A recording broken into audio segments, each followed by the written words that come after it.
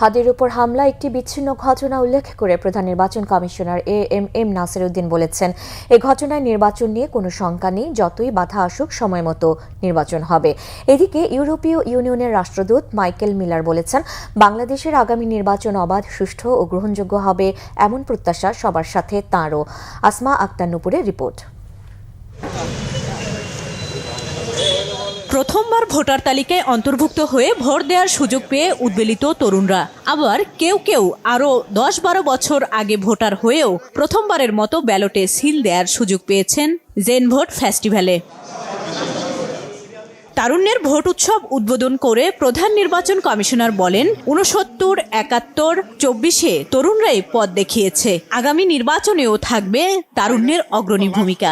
আমরা যে সাহস করে নেমে পড়েছি, এই আমাদের এই সাহসী পদক্ষেপ এর সাথে তোমাদের যদি অংশগ্রহণ যদি থাকে, ইনশাল্লাহ আমরা সাকসেসফুল হব to deliver A free, fair and credible election.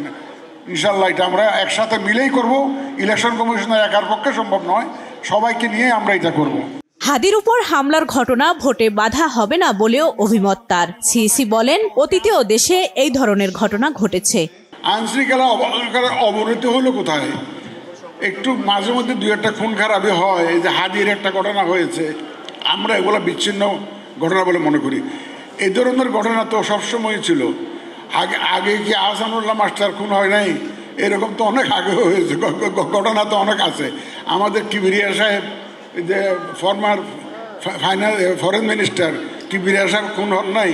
Election আসলে এই ধরনের ঘটনা হয় বাংলাদেশে, এগুলো নতুন কিছু না। সুতরাং আইনশৃঙ্খলা পরিস্থিতির বড় উন্নতি হয়েছে। অনুষ্ঠানে ইইউ রাষ্ট্রদূত মাইকেল মিলার বলেন, বাংলাদেশের আগামী নির্বাচনের দিকে তাকিয়ে আছে গোটা বিশ্ব।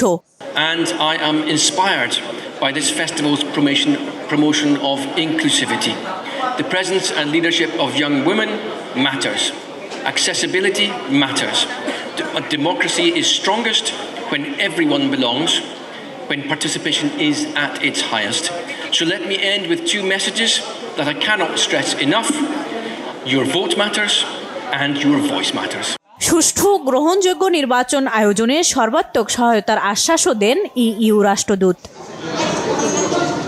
আসমা আক্তার নুপুর, বাংলাভিশন, ঢাকা।